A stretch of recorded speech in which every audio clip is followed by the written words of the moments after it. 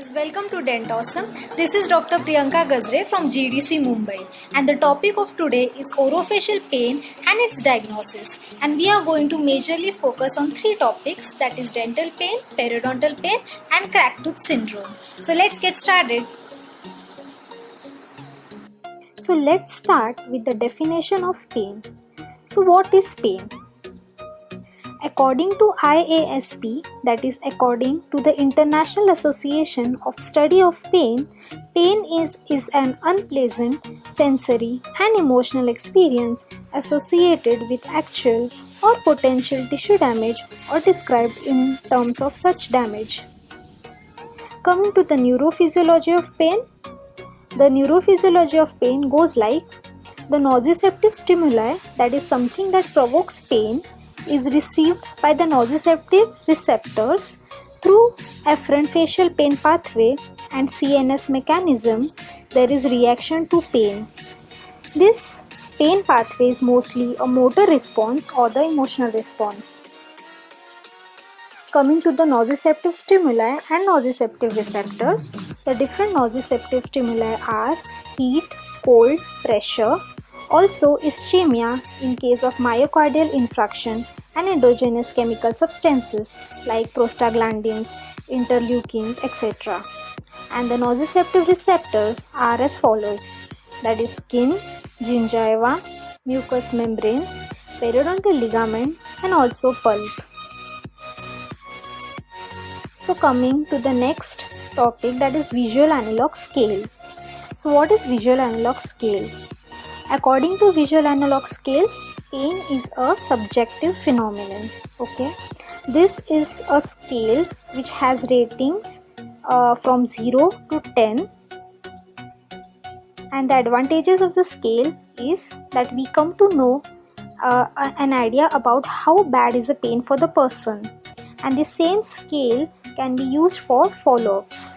The disadvantages of the scale is that individual perception of pain is different from one person to another because the bearing capacity is different for everyone. Okay, therefore if one person gives rating as 4, it is not necessary that the other person with the same disease will give rating as 4. And the second disadvantage is it cannot quantify pain for different conditions.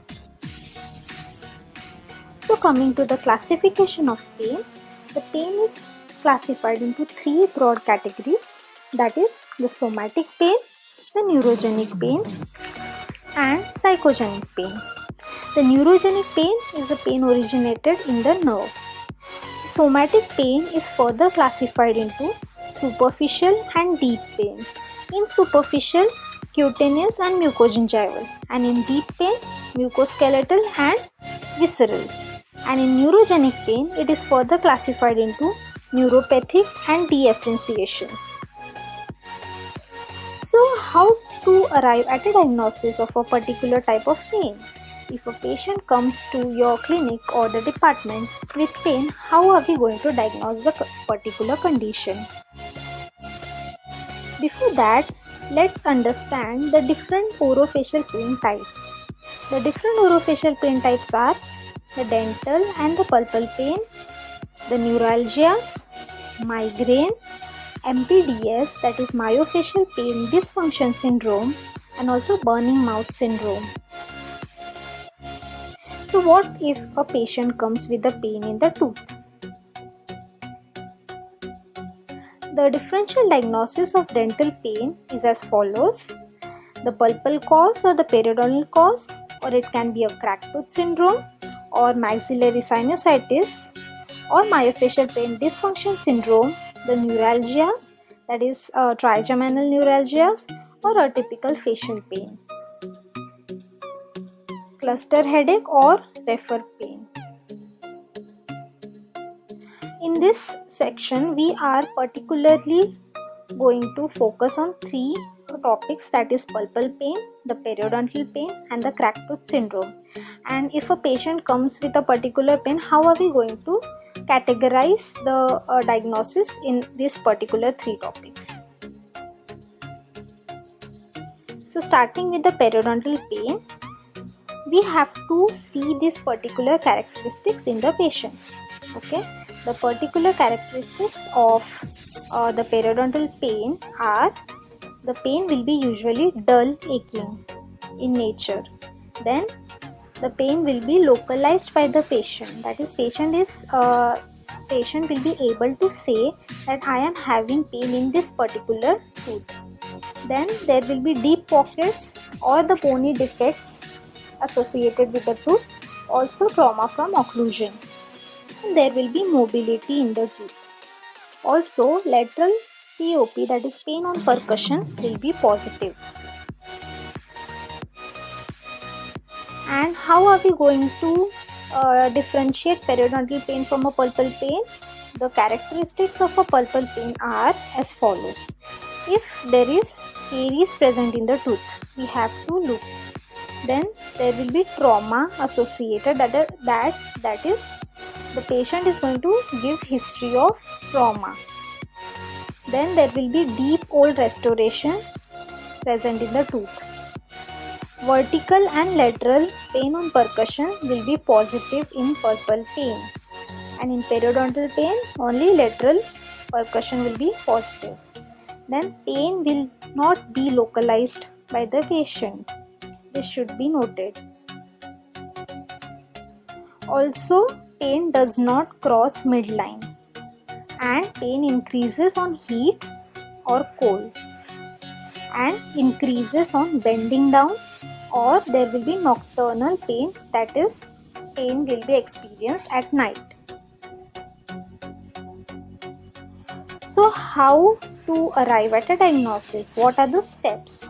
First, we are going to take the chief complaint of the patient. Then HOPI, that is history of present illness. Then we are going to see pain on percussion. Also, we are going to look for some sinus tracts. Okay, sinus tract indicates an irreversible condition. Then also we are going to see the radiographic findings and arrive at a diagnosis. So the point that we should remember is, if the tooth is POP positive, deep carious lesion is associated with the tooth, but there are no radiographic changes that are visible, but then too the periapical pathology is present. So coming to history of present illness, what are the questions that we need to ask?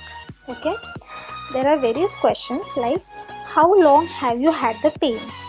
Then, do you know which tooth it is? Can you localize the pain? What initiates the pain? How would you describe the pain? Whether it is sharp, whether it is dull, throbbing, aching, lancinating, mild, severe, localized or radiating. Okay. Then how long does the pain last? Then does it hurt in day or night time? Then does anything relieve pain like medications or something? Then coming to the type of pain. If the patient says that it is a sharp, piercing and lancinating type of pain, it is due to the A delta nerve fibers, which is present peripherally, superficially, and this condition is a reversible condition. When the patient complains of dull, boring, gnawing or excruciating type of pain, it is due to C nerve fibers and it indicates the irreversible state. Coming to the duration of pain, if the duration of pain is of shorter duration, that is up to 1 minute, it is a reversible pulpitis, and if it is a longer duration, it is irreversible condition. If a patient says that the pain does not go on its own, if it is a spontaneous pain, then it's a irreversible condition. This is a dental pain diagnosis chart. According to this chart, there are symptoms or signs on the left side of the chart and the diagnosis on the right side of the chart. On the left side of the chart, we can see the duration, the onset, the character, then percussion, palpation, then probing, then pulp vitality and the radiographic examination. and depending on this left side of the chart, that is this symptoms and signs, we are going to arrive at a diagnosis as to whether it is sensitivity or whether it is cracked tooth syndrome, whether it is reversible pulpitis, irreversible pulpitis, or a necrotic pulp.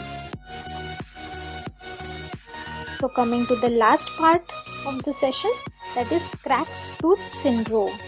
Okay, how are we going to know that this is a cracked tooth syndrome? So the characteristics are, the pain will be present on releasing of biting pressure on the tooth. Okay, and the radiographic findings will not be present in cracked tooth syndrome. It cannot be seen on IOPA. And the diagnosis of the cracked tooth syndrome can be done by rubber wheel test, transillumination test, and application of dyes.